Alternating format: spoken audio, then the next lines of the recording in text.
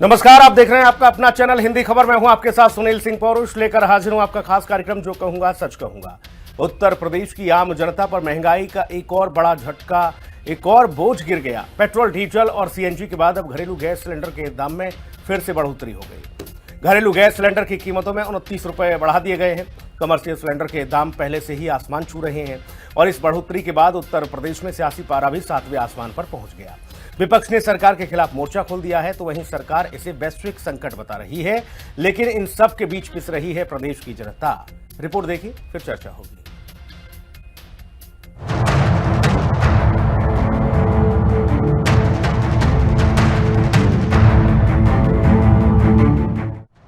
महंगाई ने तोड़ दी जनता की कमर। विपक्ष के हल्ला बोल का होगा असर। तेल के बाद गैस के दाम में लगी आग।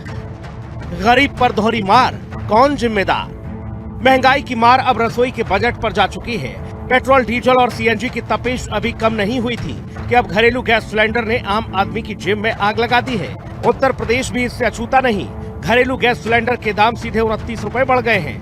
कमर्शियल गैस सिलेंडर की कीमत पहले से ही आम आदमी की पहुंच से दूर थी और अब घरेलू गैस सिलेंडर की इस नई बढ़ोतरी ने मध्यम वर्गीय परिवारों की कमर तोड़ दी है। गृहिणियों का बजट पूरी तरह से बिगड़ चुका है। अब रसोई चलाना एक बड़ी चुनौती बनता जा रहा है। हमारा जो बजट हम महीने का बनाते हैं और उसमें जो ये एक्स्ट्रा चीजें आ जाती हैं, तो हम महीने को कैसे पूरा करेंगे, इससे बहुत बड़ा आर्थिक हम पे संकट आता है। और साथ ही साथ में और भी चीजें इसमें जुड़ जाती हैं, जैसे तेल हो गया, तो महीने का तेल कितना खर्च होगा, वो उसके दाम हमारे बढ़ गए, तो हमें बहुत सी चीजों में कटौती करनी पड़ती है। तो कहाँ तक कॉम्प्रोमाइज करेगा एक आम आदमी अपने परिवार को लेके? सारी चीजें, पूरा बजट ही गड़बड़ हो जाता है। बच्चों के लिए, बाकी और भी बहुत सी चीजें हैं, स्कूल भेजना, स्कूल के लिए बहुत सी चीजें हैं। अचानक हमारे घर में गैस भी, हमने बजट कुछ अलग बनाया मंथली, उसमें 4 गेस्ट बीच में आ गए, उनको मैनेज करना है। महंगाई तो है, इसमें तो कोई दो राय नहीं है। सब कुछ सरकार के ऊपर है, ये भी बात सही है, लेकिन सरकार भी तो इसमें मजबूर है ना। जैसा कि आप देख रहे हैं, ईरान वगैरह का जो युद्ध वगैरह जो हुआ है, इससे कुछ असर पड़ा हुआ है। हम भी चाहते हैं कि महंगाई थोड़ा कम हो जाए, ठीक है, बस इतना कहना चाहते हैं। चूल्हा नहीं जलाते हैं, इंडेक्स जलाते हैं, बनाते तो ही हैं, और क्या है, इंडेक्स पर बनाते हैं इस समय। गैस के दाम बढ़ते ही उत्तर प्रदेश के सियासी गलियारे में भूचाल आ गया। मुख्य विपक्षी दल समाजवादी पार्टी और कांग्रेस ने सरकार के खिलाफ हल्ला बोल दिया। समाजवादी पार्टी का आरोप है कि सरकार महंगाई रोकने में पूरी तरह नाकाम साबित हो रही है। सरकार की गलत नीतियों का खामियाजा आज पूरा देश और उत्तर प्रदेश की जनता भुगत रही है। सपा ने सीधा सवाल दागा, अब आम आदमी क्या कमाएगा और क्या खाएगा? तो वहीं कांग्रेस भी पीछे नहीं है। हाँ, ये बात चिंताजनक है जिस तरीके की बढ़ोतरी हो रही है। 29 रुपया, और अभी संकेत ये हैं कि और बढ़ सकते हैं गैस सिलेंडर पर। लोगों की रसोई में पहले से आग लगी हुई है, अब तो रसोई राख हो जाएगी।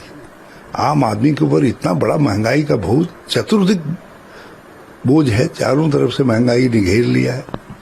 लोगों के लिए जीवन यापन करना कठिन हो गया है। और सबसे बड़ी बात यह है कि सरकार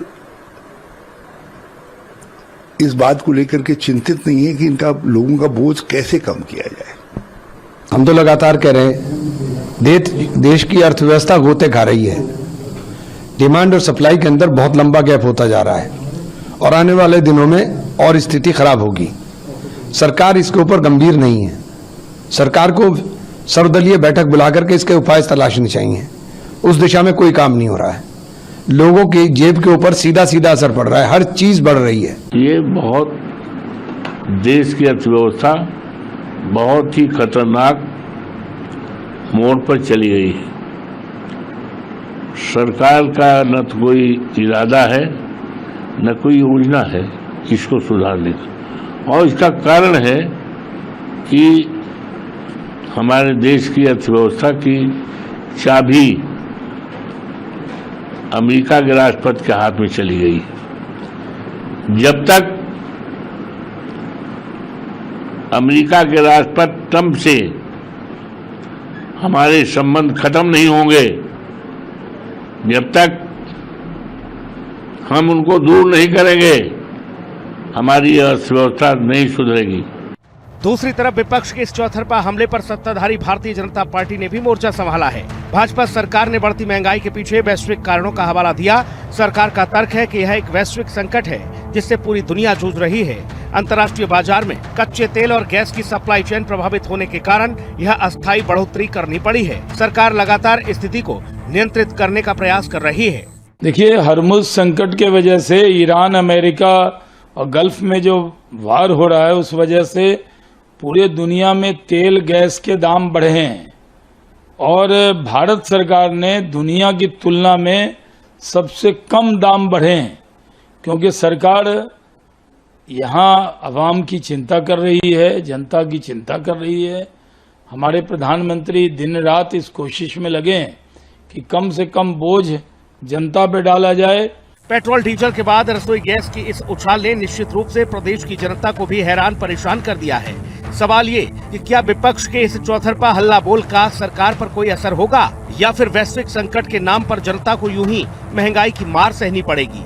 लखनऊ से विक्रम सिंह राठौर, राहुल श्रीवास्तव और लालचंद के साथ ब्यूरो रिपोर्ट, हिंदी खबर। मेहमानों से आपको मिलवा देते हैं। श्याम सलोने वशिष्ठ हैं, नेता भारतीय जनता पार्टी, हमारे साथ। वशिष्ठ जी, आपका बहुत स्वागत है। एडवोकेट अतुल यादव जी हमारे साथ, प्रवक्ता समाजवादी पार्टी मौजूद हैं। अतुल भाई का बहुत स्वागत है। प्रभात कुमार, प्रवक्ता कांग्रेस, कुछ ही क्षणों में हमारे साथ मौजूद होंगे, उनका बहुत स्वागत है। विजय उपाध्याय जी हैं, वरिष्ठ पत्रकार इस चर्चा में, विजय सर का बहुत स्वागत है। विजय उपाध्याय सर, आपसे चर्चा की शुरुआत करूंगा। 29 रुपए फिर बढ़ गए हैं। अब तक माना जा रहा था कि भैया कमर्शियल के ही दाम बढ़े हैं, घरेलू वाले में भी राहत है। कैसे देख रहे हैं आप इसे, जो भाजपा तर्क दे रही है कि वैश्विक संकट वाली स्थिति है, और दूसरा विपक्ष कह रहा है कि सरकार के हाथ से नियंत्रण सब कुछ छिन चुका है, सब कुछ ट्रंप चाचा के हाथ में दे दिया है। देखिए, विपक्ष की बात अगर सही मान लें तो क्या दुनिया भर की जितनी भी समस्याएं हैं उसका हल भारत सरकार निकाल सकती है जी? क्या रशिया यूक्रेन वार भारत सरकार तुरंत रुकवा सकती है? या जो ईरान, इजराइल और अमेरिका के बीच में लड़ाई चल रही है उसको भारत सरकार रुकवा सकती है? क्या हार्मुज में जो जहाजों का आना जाना रुका हुआ है, क्या उसको भारत सरकार खुलवा सकती है? सर्वशक्तिमान नहीं है दुनिया की मालिक, पूरे विश्व की मालिक भारत नहीं है। तो समस्याएं आएंगी तो उसका असर भारत पे भी पड़ेगा। विपक्ष की जब सरकारें थी तो जब बैरल की कीमतें, पेट्रोल बैरल की कीमतें बढ़ती थी तो कहते थे भाई तेल बढ़ रहे हैं इसलिए क्योंकि दुनिया में महंगा तेल मिल रहा है। अब वही स्थिति भारत साथ हो रही है के दौर में। तो आज की मौजूदा सरकार कह रही है जितना कीमत का मिलेगा उस हिसाब से हम आपको सप्लाई कर पाएंगे। ऐसा तो है नहीं कि महंगा खरीदेंगे और आपको सस्ता देंगे, तो क्योंकि वो उसमें बहुत ज्यादा पैसा लगेगा। और कुछ दिनों तक इन्होंने इसको एब्जॉर्ब भी किया महंगाई को, लेकिन चूंकि लंबी खिंच गई लड़ाई, लंबी खिंचने की वजह से सप्लाई लाइन पे डिफरेंस है। भारत में पेट्रोल होता नहीं है, और अगर गैस और पेट्रोल भारत में होता तो शायद इतना इम्पैक्ट ना पड़ता। उन देशों पे भी इम्पैक्ट पड़ा है जहां पेट्रोल डीजल निकलते हैं, क्योंकि रेट बढ़े हैं तो वहां भी पब्लिक को थोड़ा महंगा ही खरीदना पड़ रहा है। लेकिन एक खुशी की बात है कि अंडमान में गैस मिलने की संभावना है। अभी कुछ दिन पहले वहां के एक कुएं में गैस ली है, लेकिन वो कितना है और कितने दिन में उसका उत्पादन होगा एक लंबी कहानी है उसकी, लेकिन फिर भी एक उम्मीद तो बनती है। जी ठीक है। अतुल जी, आवाज आ रही है आपको? अतुल भाई? हाँ, आ रही है, आपकी आवाज आ रही है। अतुल जी, आप लोग सरकार के सर पर ठीकरा फोड़ रहे हो। सरकार कह रही है कि बाकी राज्यों में भी थोड़ा झांक लो, उधर भी देख लो वहां स्थिति क्या है।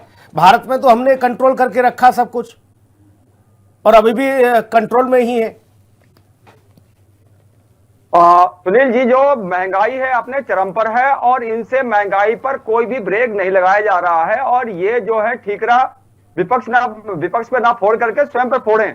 इनके द्वारा जो महंगाई अपने दोस्तों की वजह से, इन्होंने जो महंगाई है ये अपने कारोबारी जो दोस्त हैं उनकी वजह से सारी महंगाई है। हाँ, और पिस कौन रहा है? मध्यम वर्ग और निम्न वर्ग की जो निम्न आय वर्ग की जनता। अगर हम देखें शहरों में, सुनील जी आप भी शहर में हैं, हम भी शहर में हैं, अन्य बहुत सारे गणमान्य जो जनता है ना वो शहर में है, वो कई लोग 15,000 रुपए कमा करके अपने बाल बच्चों का पालन पोषण करते हैं। क्या 15,000 में जिसके घर में हर महीने आप ये महंगाई बढ़ा देते हो कैसे पढ़ा पाएगा भाई? स्कूल की फीस भी देनी है, रसोई गैस का सिलेंडर भी लाना है, खाना भी खाना है। जब महंगाई हर दृष्टिकोण से बढ़ेगी तो हर चीज के दाम बढ़ते हैं।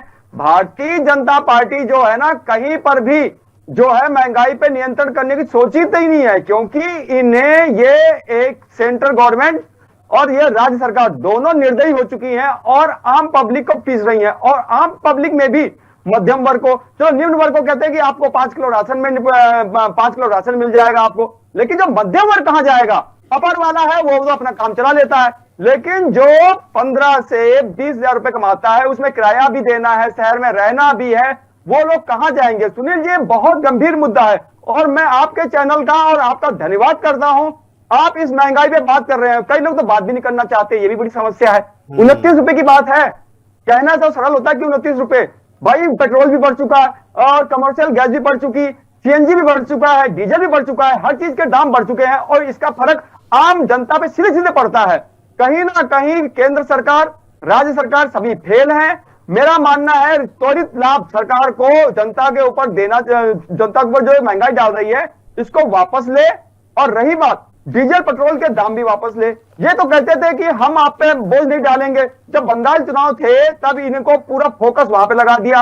आज इनको महंगाई दिखने लग गई कि वैश्विक संकट भी दिखने लग गया। उस समय वैश्विक संकट नहीं था जब बंगाल चुनाव चल रहे थे, तब इनका संकट कहां चला गया था? कहीं ना कहीं ये सिर्फ अपनी जिम्मेदारियों से बच रहे हैं, केंद्र सरकार अपनी जिम्मेदारियों से बच रही है और आम जनता पर यह महंगाई का बोझ डाल करके जनता को ठगने का काम किया है। जनता इन्हें माफ नहीं करेगी। ठीक, प्रभात भाई, पहले 1, 2, 4 रुपया अगर किसी पेट्रोल, डीजल, गैस इसमें बढ़ोतरी हो जाती थी तो बवाल मच जाता था।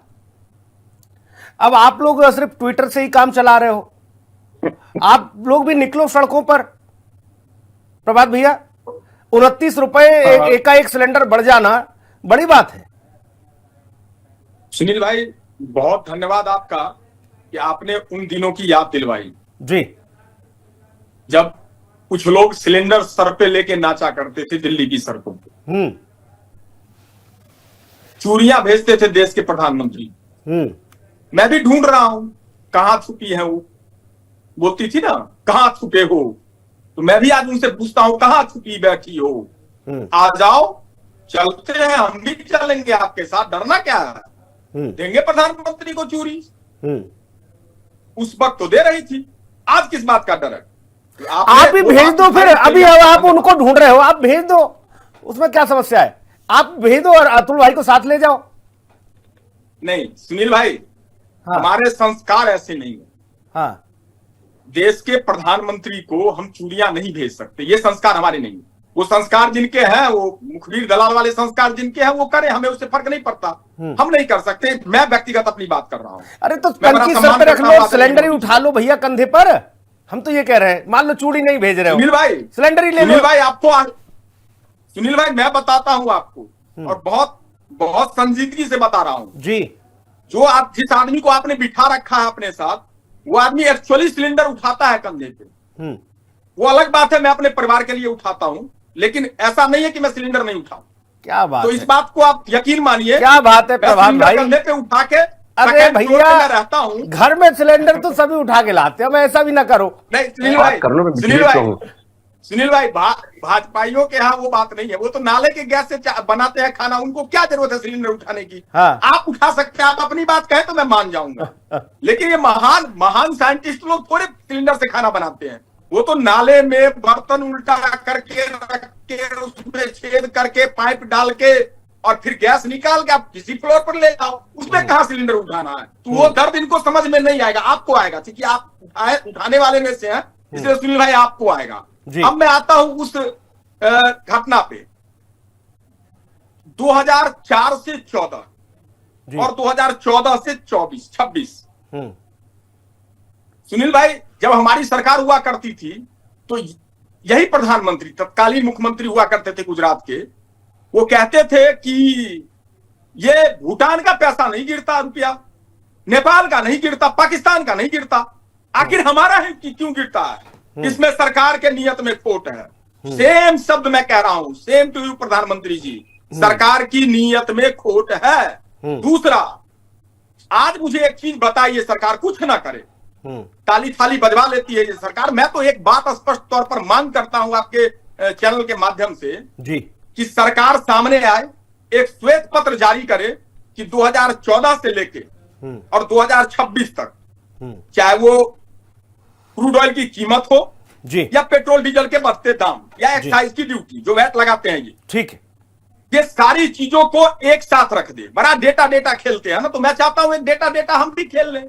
ठीक, एक श्वेत पत्र रखे जनता के सामने और बताए कि जनता का ऊन चूस के जो 44 लाख करोड़ सरकार ने कमाए और मित्रों को 30 लाख करोड़ कमाया, और आज मैं कह रहा हूं सुनील भाई, जब आपसे डिबेट कर रहा हूं, इस टाइम पे भी 2 कंपनी जो इनके मित्र की कंपनी है, अब नवरत्न कंपनियां नहीं है इस देश में, एक थी वो भी बेच ली, अब 2 कंपनी है मित्र कंपनी, आज भी पेट्रोल और डीजल एक्सपोर्ट कर रहे हैं। आज की बात कर रहा हूं, जब मैं आपसे बात कर रहा हूं, पूछिए ना। ठीक बात है प्रभाकर, अगर नैतिकता इनके पास ठीक है, मैं श्याम सलोनी जी के पास जाऊंगा। पत्र लाए जी, बस खत्म कर रहा हूं सुनील भाई, एक लाइन में खत्म कर रहा हूं। मैं आज, मुझे पता है मेरे से ज्यादा आहत आप हैं, आज आप बोलेंगे तो मुझे अच्छा लगेगा जी, क्योंकि मैं एक प्रबुद्ध पत्रकार के साथ, प्रबुद्ध एंकर के साथ बैठा हूं। ठीक, मैं ये कह रहा हूं अंतिम बात कि सरकार कुछ ना करे, एक श्वेत पत्र लाए, क्रूड ऑयल की कीमत ईयरली दिखा करके,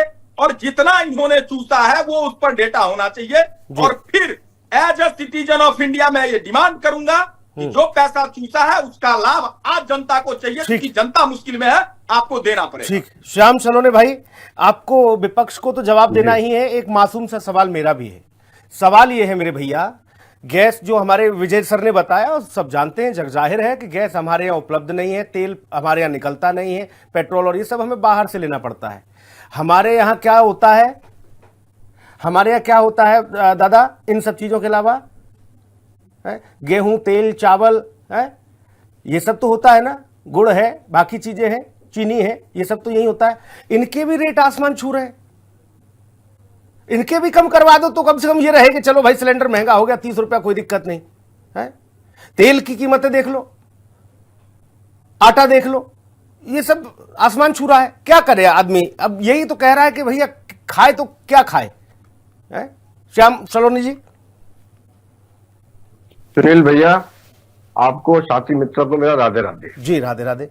देखिए सुनील साहब, विपक्ष का काम है सरकार पे आरोप लगाना।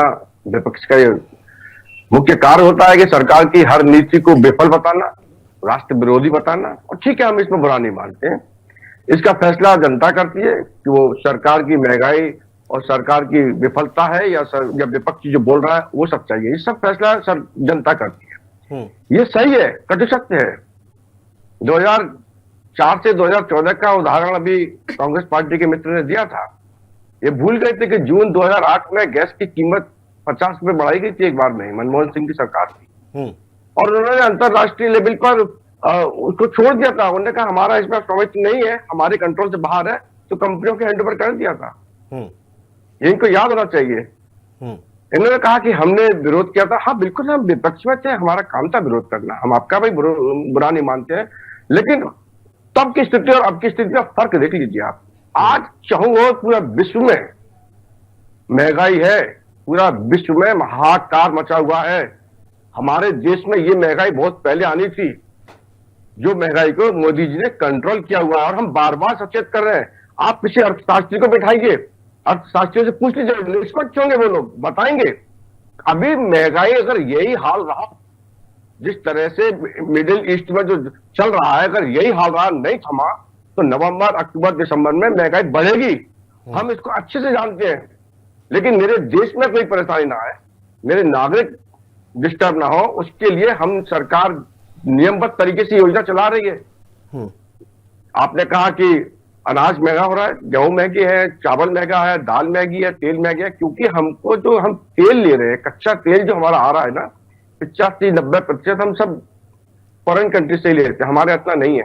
और वो जब आता है तो उसमें जितना खर्च आता है, वो धीमे धीमे पूरे देश को इसका असर पड़ता है। एक किसान जब अपने अनाज को मंडी में लेके जाएगा, ठीक, तो वो पैसा भी महंगाई पड़ेगी तो किसान के ऊपर आएगा, तो किसान भी उस अनाज को थोड़ा महंगा बेचेगा। वो धीमे धीमे महंगाई बढ़ती है।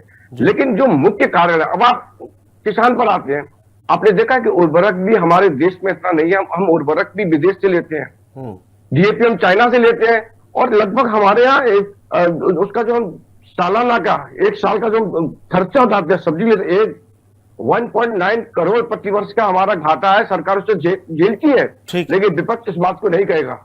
क्यों नहीं कहेगा? क्योंकि विपक्ष अगर सरकार की ईमानदारी से बात करेगा, ठीक है मेरे भाई, ठीक है श्याम जी, ठीक नहीं पाएगा। लेकिन दो तीन बातें हैं क्योंकि समाजवादी पार्टी के मित्रों ने तमाम अवधेश जी को अभी मैंने सुना था, वो ये बेतुकी बयानबाजी कर रहा।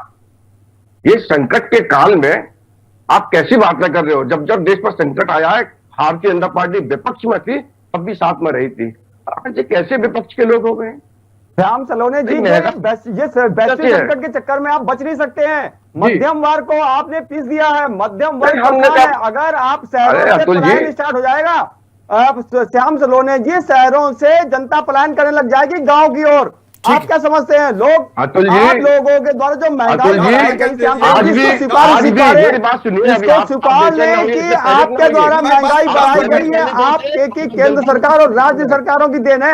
आप लोगों ने चुनाव चक्कर में बंगाल के चक्कर में आपने जनता की तरफ ध्यान ही नहीं दिया। युद्ध तो दूसरे देशों का हो रहा है, हमारे साथ नहीं हो रहा है। लेकिन आप युद्ध के नाम पर सबको डरा के वैश्विक संकट बता करके अपनी जिम्मेदारियों से नहीं भाग सकते हो आप। देखिए ठीक है, से कुछ बोला नहीं है भाई। इस बहस को ये वैश्विक संकट वाले जाल में मत उलझाओ। अभी मैंने जो विजय सर आपके पास आ रहा हूं, मैंने तो कुछ बेसिक चीजें उठाई। हमें पता है कि बाकी चीजें हमें विदेश से और वहां से सब लेनी पड़ती हैं, लेकिन जो यहाँ के जो हमारे नियंत्रण में है चीजें, उनमें तो हम कुछ कटौती कर सकते नहीं कर सकते, या वो भी हमें बाहर से लेके आनी पड़ रही है। छत्तीसगढ़ में कटौती है। एक सेकंड श्याम भाई, विजय सर के पास जा रहा हूं। विजय सर, आपको आवाज आ रही मेरी? विजय उपाध्याय सर, क्या विजय जी हैं हमारे साथ? अच्छा, विजय जी नहीं, ठीक जी। मेरी आवाज आ रही है? हाँ, अब आ रही सर, आप आ रही। मैं आपसे ये समझना चाह रहा हूं, छत्तीसगढ़ में अभी हाल ही सर, शायद इको कुछ हो रही है उधर से, इस बार जो धान खरीदी हुई 25,000, जहां तक मुझे याद आ रहा है 25,000 मैट्रिक टन धान चूहे खा गए सर। और पहले हम देखते थे कि जरा सी बारिश आई, टन की टन कितने क्विंटल सड़ जाता था गेहूं भारत में, बारिश में भीग जाता था मंडियों में, जो एफसीआई के गोदाम थे, क्योंकि उनकी छत सही नहीं थी, टीन शेड सही नहीं थे, सड़ जाता था अनाज। फिर कुछ लोगों ने बताया कि भाई साहब ये सड़ता नहीं है, इसे सड़ाया जाता है, क्योंकि कुछ चिंटू पिंटू ऐसे भी हैं जो दूसरा काम करते हैं सड़े हुए अनाज से, उनके लिए भी सड़ाया जाता है। ये भी था मामला। अब वो चीजें बंद हुई तो अब ऐसे ऐसे गायब हो रहा, चूहे खा जा रहे हैं। हम वही समझना चाह रहे हैं, अरे जो हमारे हाथ में है, जिसको हम नियंत्रित कर सकते हैं उसको तो करें। सिलेंडर हमें पता है 30 रुपए महंगा हो गया, प्रभात भी नहीं बोल पाएंगे ना, अतुल यादव बोल पाएंगे, कह देंगे भाई हमने बाकी रसोई के हर सामान में हमने कटौती की है, लेकिन ऐसा भी नहीं हो रहा। विजय सर, देखिए, इसमें 2-3 पॉइंट हैं। बहुत ही इंपॉर्टेंट बात आपने की है और कुछ हमारे वक्ताओं ने बहुत अच्छी बातें कही। देखिए, एक तो ये जो अनाज सड़ने वाला पूरी कहानी थी, एफसीआई हर साल लाखों टन अनाज सड़ा देता था और वो किसी के काम नहीं आता था। अंत में वो शराब के कारखानों में जाता था, उससे शराब बनती थी। आपने पिछले 10, 12, 14 सालों में, या 14 के बाद हम कहें तो, शराब बनाने के लिए सड़े हुए अनाज बेचे गए या एफसीआई ने नीलामी की, ऐसी खबरें नहीं सुनी जी। भारत सरकार ने इसका एक उपाय निकाला कि लंबे समय तक अगर गोदाम में अनाज रहेगा तो सड़ेगा ही, उसको कोई रोक नहीं सकता है, क्योंकि हमारे यहाँ इस तरह की गोदाम नहीं है कि वो एयर कंडीशनड हो और अनाज उसमें बचा रहे। सरकार ने उसे फ्री गरीबों में बांट दिया। करीब 80 करोड़ लोगों को फ्री में अनाज मिल रहा है। तो अब अगर इतने लोगों को अनाज मिल रहा है तो उसका तो निश्चित तौर पे एक फायदा होना है, और वो फायदा हो रहा है। गरीब लोगों को निःशुल्क अनाज मिल रहा है, कोई पैसा नहीं। महंगाई की बात आप करिए, मध्यम वर्गीय और उच्च वर्गीय लोगों पे महंगाई का असर होता है, लेकिन गरीब को कम से कम अनाज के मामले में वो आत्मनिर्भर है, उसको महंगा अनाज नहीं खरीदना है। एक बात ये हो गई। दूसरी बात, अब जब अनाज की सप्लाई सही हो गई तो उसकी कीमतों पे भी उसका असर आता है। यानी एक बहुत बड़ी आबादी को फ्री में अनाज मिल गया तो बाकी लोगों को उतना महंगाई नहीं झेलनी पड़ी, क्योंकि डिमांड एंड सप्लाई का जो पूरा खेल है, उसमें अगर मार्केट में डिमांड एक पर्टिकुलर मिडिल क्लास तक ही सीमित है, बाकी को तो फ्री मिल ही रहा। और फ्री वाले भी आधा अनाज अपना 15 रुपए किलो बेच देते हैं, जो बाद में अड़हतियों के जरिए, दूसरे लोगों के जरिए वो भी मार्केट में दूसरे कामों में आता है। उससे जो है चाउमीन बनता है, उससे और तमाम चीजें लोग बना लेते हैं कंपनी वाले, और उसे फिर मार्केट में बेचते हैं। इसका पूरा एक अर्थशास्त्र है। अब जिन साथी को ये जानकारी है वो इस बात को समझ रहे होंगे।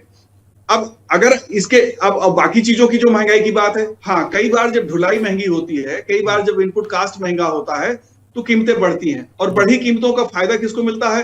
एमएसपी पे अनाज खरीदने की मांग पिछले लंबे समय से नहीं हो रही है। क्यों नहीं हो रही है? क्योंकि मार्केट की जो कीमतें हैं वो बढ़ी हुई हैं। तो किसान जब अपना अनाज बेच रहा है तो ज्यादा कीमत पे बेच रहा है, एमएसपी से ज्यादा पे बेच रहा है, तो चिल्ला नहीं रहा है कि भाई मुझे एमएसपी पे चाहिए, तो किसानों को भी फायदा हो रहा है। लेकिन ओवरऑल महंगाई का जो हमारा इंडेक्स है वो 4% या 5% के आसपास रुका हुआ, वो ज्यादा महंगाई नहीं कही जाती, इसको सामान्य ग्रोथ रेट वाली महंगाई कही जाती है। और जो अभी व्हाइट पेपर की मांग कर रहे थे पेट्रोल डीजल के मामले में, उनके जमाने में तो 9% एवरेज थी, 8% एवरेज थी महंगाई, 12% तक गई, और 7-8% तो कॉमन महंगाई थी। इसके अलावा अगर वो व्हाइट पेपर चाहते हैं पेट्रोल डीजल के मामले में, तो ना तो यूक्रेन वार हुआ था और ना मिडिल वेस्ट का कोई झंझट था गल्फ कंट्रीज का, फिर भी 140 डॉलर पर बैरल डीजल वो कच्चा तेल खरीदते थे। सस्ता तेल मार्केट में कहाँ अवेलेबल है, कभी खोजा ही नहीं। हम लोग इस टर्मिनोलॉजी को जानते ही नहीं थे कि सस्ता तेल भी हमें मार्केट से मिल सकता है।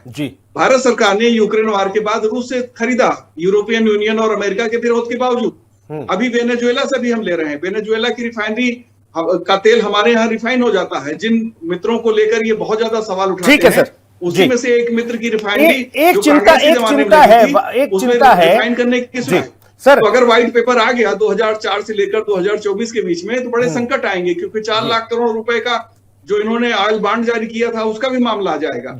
और बिना वार ये महंगाई वाला जो फॉर्मूला है ना सर, इन्होंने 32 रुपए का पेट्रोल 73 रुपए में 2014 में छोड़ा था, 32 रुपए लीटर था 2004 में, ठीक, जब अटल जी की सरकार गई। और जब इनकी सरकार गई 73 रुपए था, यानी दुगने से ज्यादा इन्होंने बढ़ा दिया पेट्रोल की कीमत। तो आपको देखना पड़ेगा, हिस्ट्री डेटा सब अवेलेबल है। सुनील जी, मैं आ रहा हूँ अतुल भाई आपके पास आ रहा हूँ। अतुल भाई, आपके पास क्या पॉलिसी है कि महंगाई कंट्रोल हो जाए? कुछ ऐसी बातें जो समाजवादी पार्टी के पास ऐसी कोई पॉलिसी हो जिससे आप इस परिस्थिति में भी महंगाई को मात दे सको? जनता सुन रही है आपको सर। देखिए जो सरकार है ये खुद ही महंगाई कंट्रोल नहीं करना चाहती है। अपने मंत्रियों पर केवल रील बनाने के लिए वो चलते फॉर्च्यूनर ई रिक्शा में जा रहे, चला रहे, फॉर्च्यूनर पीछे से गिफ्ट आ रही है। तो ये क्या करते ना, तो डीजल जो अगर ये कंट्रोल करने की वाकई में सैद्धांतिक रूप से अगर वाकई में चाहें तो सब कुछ हो सकता है, लेकिन दिखावे वाली सरकार है। ये क्या करते हैं, जनता को पीस रहे हैं। अगर आप भी गांव से आते हैं, मैं भी गांव से आता हूं, और हम शहरों में इसलिए आए हैं कि हम बेहतर जीवन जी सकें, और इन्होंने बेहतर जीवन की जगह हमारा दुश्वारी वाला जीवन बना दिया। भारतीय जनता पार्टी ने शहरों में जो मध्यम वर्ग रहा है उसको दुश्वारी वाला जीवन बना दिया है। और रही बात, ये लोग क्या चाहते हैं, क्योंकि आपकी सरकार में गांव में स्थिति बहुत दयनीय हो गई। सुन तो लीजिए, अरे सुनिए, मैं श्याम सलोनी जी सुन लीजिएगा, घर के मथुरा में वही हाल है, घर के अरे भाई, उन्हें आप गांव भेज के क्या फिर बेरोजगार करना चाह रहे हो क्या? अभी रुक जाओ, यहाँ उनकी रोजी रोटी चल रही है, रोजगार नहीं है। अतुल भाई को बेरोजगार करना चाह रहे हो आप? सुनिए श्याम सलोनी जी, अगर हम गांव की श्याम सलोनी जी सुनिएगा, देखिए सुनिएगा श्याम सलोनी जी, जो उत्तर प्रदेश में है, अगर हम विभिन्न राज्यों की बात कर लें, जो डीजल पेट्रोल महंगा हुआ है, इससे बहुत फर्क पड़ रहा है। कहने वाली बातें हैं, देखो घर आपका भी परिवार है, हमारा भी परिवार है, हमारे आदरणीय सुनील सिंह का भी परिवार है, पैनल पे बैठे सभी कर हम सब पिसते हैं महंगाई से। ऐसा नहीं है, हम भले प्रवक्ता हैं लेकिन हमें भी गैस चाहिए। आप भारतीय जनता पार्टी के नेता प्रवक्ता हैं, आपको भी गैस चाहिए। आप प्रभात तो बता रहे थे श्याम सलोनी जी को नहीं चाहिए, भाजपा वालों को नहीं चाहिए, ये तो नाली से निकाल। अरे दरअसल उन्हें तो वो बिल्कुल सही कह रहे थे, हमारे प्रभात भाई सही बोले थे, वो तो नाली से निकाल लेंगे। आप सुनील जी, आपको हमको तो गैस सिलेंडर चाहिए ना, वो तो नाली से निकाल लेंगे, वो तो बना लेंगे कृत्रिम रूप से। हम लोगों को तो यही चाहिए ना, एलपीजी गैस सिलेंडर और घरेलू गैस सिलेंडर। तो हमें आपको चाहिए, हमें आपको तो ये वाली टेक्निक हम और आप क्यों नहीं सीख रहे हैं? 2008 में 50 में हमें भी लाइन में लगने की क्या जरूरत है? हम भी सीख लेते यही टेक्निक। आप बोले देखिए भारतीय जनता, देखिए सुनील जी, मैं एक बात बताना चाहता हूँ। इन्होंने अपने कारोबारी दोस्तों से तो मदद मांगी नहीं कि जनता को सरलता से, सरल पूर्वक से गैस मुहैया हो सके। वो लोग अपना कारोबार करे जा रहे हैं, जनता पिसे जा रही है। उत्तर प्रदेश की जनता हो चाहे देश की जनता हो, संपूर्ण जनता पिस रही है। भारतीय जनता पार्टी ने क्या करा? अपने कारोबारी दोस्तों, सरकार ने कारोबारी जो दोस्त हैं उनके चक्कर में पूरे प्रदेश की जनता, पूरे देश की जनता को पीस दिया। महंगाई अपने चरम पर है। इन्होंने पेट्रोल, डीजल और घरेलू गैस सिलेंडर और कमर्शियल गैस सिलेंडर के दामों में इतनी बढ़ोतरी की है, आज बढ़ोतरी अपने चरम सीमा को पार चुकी है।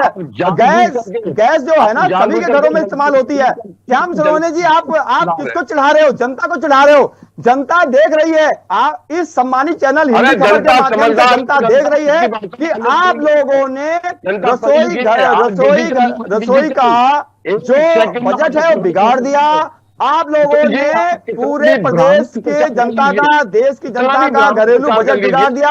महंगाई अपने चरम पर है। प्रभात भाई आपके पास आ रहा हूं।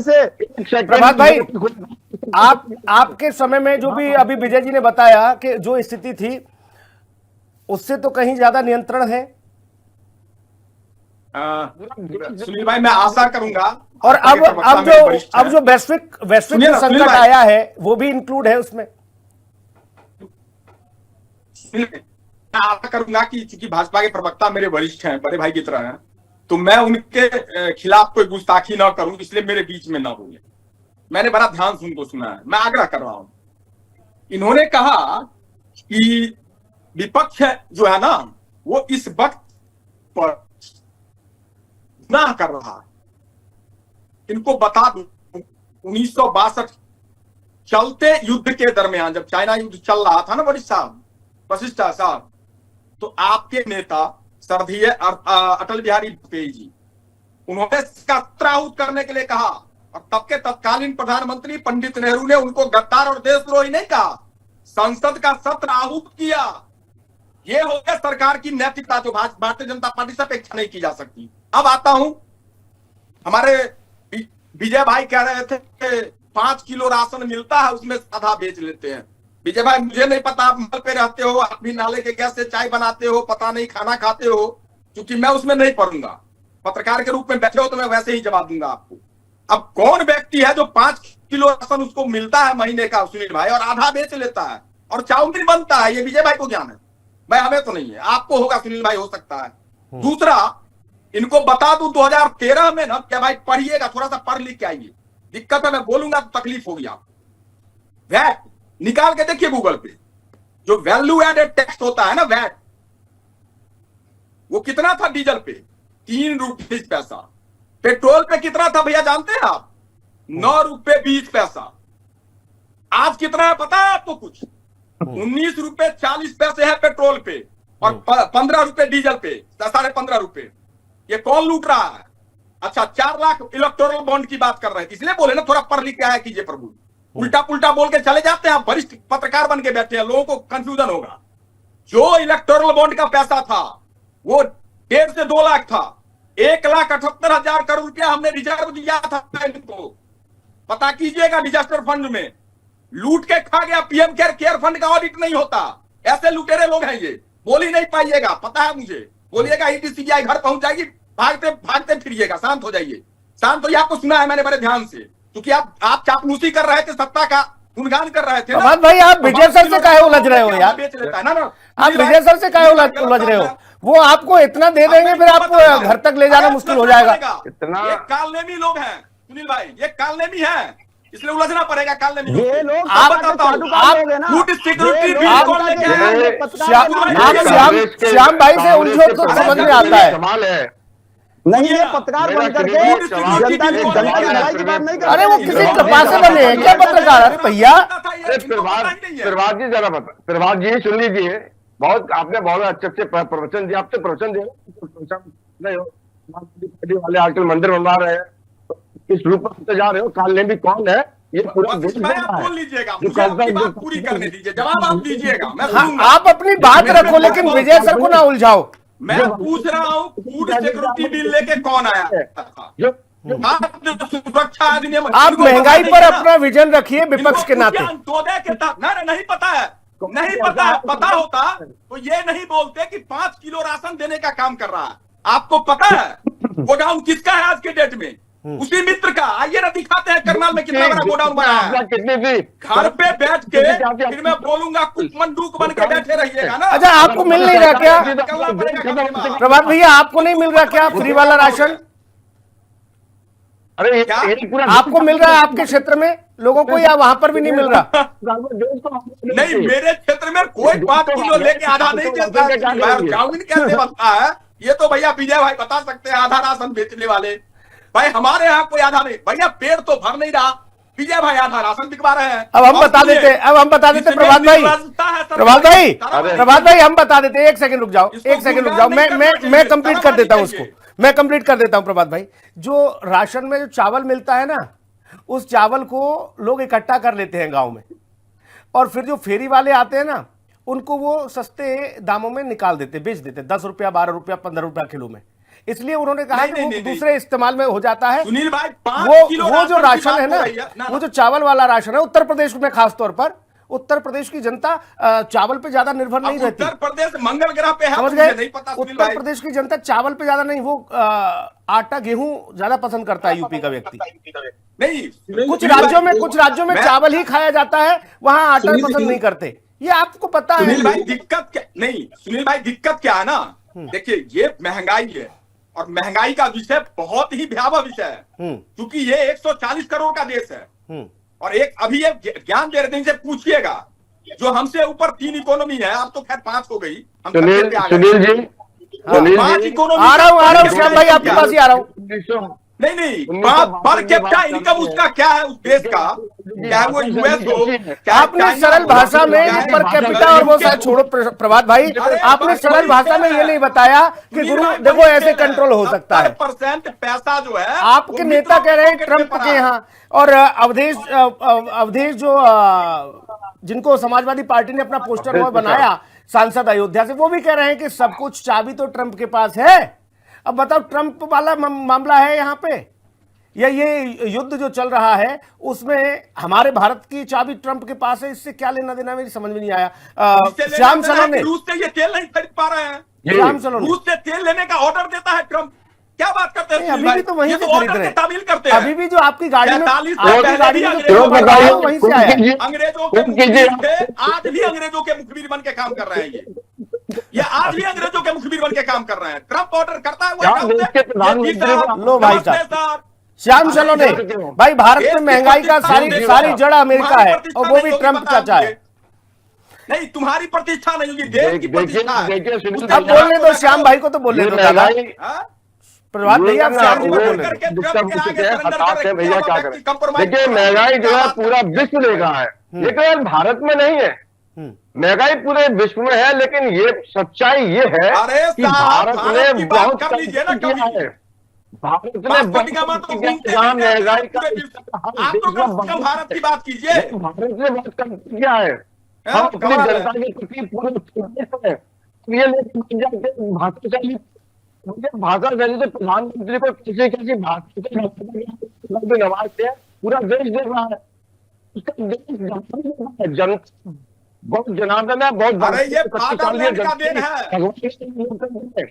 और जब के आगे तो सरेंडर किया ना प्रिस्टीन के फाइल के कारण, ये झेलना पड़ रहा है हम लोग। प्रधानमंत्री को क्यों आप प्रधानमंत्री को प्रधानमंत्री को नहीं बोलते?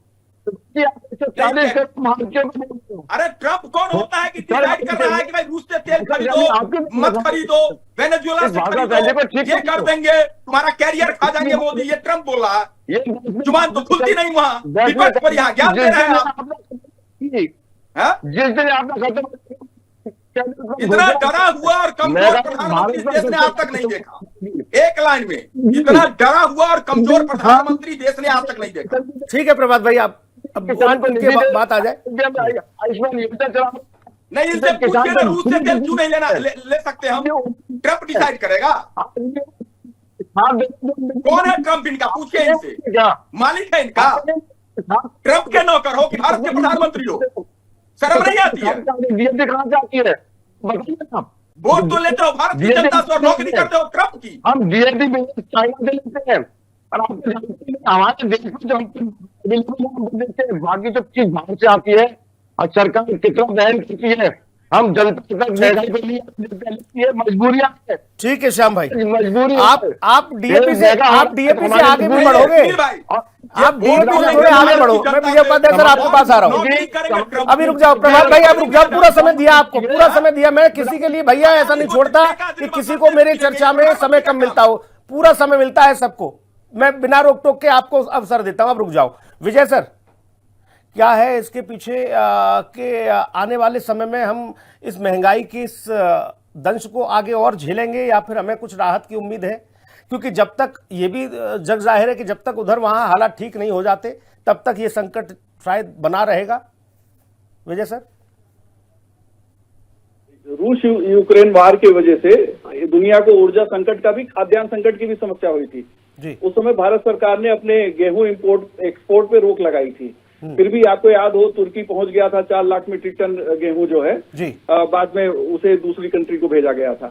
लेकिन जब आप किसी पे आरोप लगाएं तो आपको पता होना चाहिए कितने तरीके के राशन कार्ड भारत में उपलब्ध हैं और किस राशन कार्ड पर कितना राशन मिलता है लोगों को जी। अगर प्रभात जी कांग्रेस के बड़े जिम्मेदार और अनुभवी और बहुत विद्वान प्रवक्ता है, बहुत दावे उन्होंने किए हैं, अगर तत्काल ये बता दें कितने तरीके का राशन कार्ड इस समय उपलब्ध है जिसपे लोगों के पास जो राशन कार्ड बनते हैं अलग अलग श्रेणी के, अगर तत्काल उत्तर दे दें तो मैं समझूंगा कि ये सही है, मैं गलत हूँ।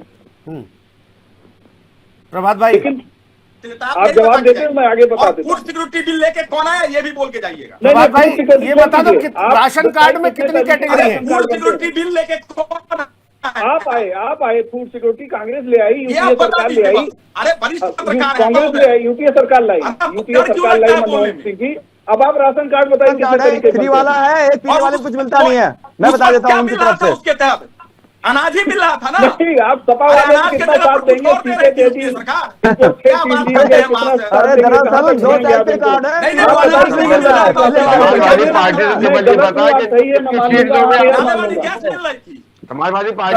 प्रभात भाई नहीं बताएंगे, कह रहे हैं विजय भाई कंप्लीट, विजय सर कंप्लीट करें जल्दी से। अभी विधानसभा में बहुत आरोप लगाया, सुनना पड़ेगा। अरे ऐसे थोड़ी नहीं भैया, आपके कहने से चलेगी चर्चा। हम कह रहे हैं, आपने जवाब दिया नहीं होगा, ऐसे नहीं होगा। ऐसे ना करो भैया। 5 तरीके के राशन कार्ड बनते हैं, 5 तरीके के। 35 किलो अनाज मिलता है अन्नपूर्णा वालों को, 35 किलो अनाज एक राशन कार्ड पर जी। और सुन ले प्रभात जी भी 5 तरीके के राशन कार्ड बनते हैं, 5 अरे तरीके। रुक जाओ प्रभात भाई, आप देखिए अरे सारी माला आपके गले में है, रुक जाओ रुक जाओ, आप लाए सबको। अरे हम सब रोहित चंदन आपके माथे लगा के रुक जाओ। अरे रुक तो जाओ, रोक दो भाई, प्रभात जी को रोको भाई, प्रभात जी को रोको, मजबूर हो यार आदत से। मैं रिक्वेस्ट कर रहा हूं आपसे, मानते नहीं हो सम्मानजनक तरीके से। विजय सर कंप्लीट करें। देखिए महंगाई का असर होगा, पेट्रोल और डीजल की कीमतें बढ़ेंगी, गैस की कीमतें बढ़ेंगी, तो उसका असर सब चीजों पे होगा। जब जो चीजें जीवन से जुड़ गई हैं, आप देखिए पेट्रोल डीजल बिजली ऊर्जा के बिना आप शहरी जीवन की कल्पना कर सकते हैं? नहीं कर सकते हैं। हमारे पास सरकार ने एक कदम उठाया, सौर ऊर्जा। आज 24 गीगावाट बिजली भारत में बनती है और दुनिया में सबसे ज्यादा तेजी से अगर सौर ऊर्जा का इस्तेमाल करने वाले, यानी आप अगर फॉसिल फ्यूल पे डिपेंड करते हैं तो आपको तो उसकी परेशानी होगी। आज हाइड्रोजन के प्रयोग किए जा रहे हैं, अल्टरनेट एनर्जी में आप देखिए एथेनॉल से चलने वाली अब बाइकें आ गई हैं, कल को ट्रकें भी आ जाएंगी, बैटरी से चलने वाली ट्रकों को और बसों के लिए भारत सरकार एक योजना बना रही है। भारत में रेल का भी परीक्षण शुरू हो रहा है जी। रेल का हाइड्रोजन से चलने वाली रेल का परीक्षण अपने पड़ोस में ही, दिल्ली के पड़ोस में ही हुआ है। हाँ। लेकिन देखिए आप जो समस्या है, बुनियादी समस्या, हमारे यहाँ डीजल पेट्रोल नहीं है। एक केयर में एनर्जी है, राजस्थान में निकालती है, बॉम्बे हाई में निकलता है, गोदावरी से थोड़ा निकलता है, लेकिन समस्याएं हैं। हालांकि देखिए महंगाई है, इसमें कहीं कोई अतिशयोक्ति नहीं। इसको तो हर व्यक्ति मान रहा है कि भैया सबको रोक दो।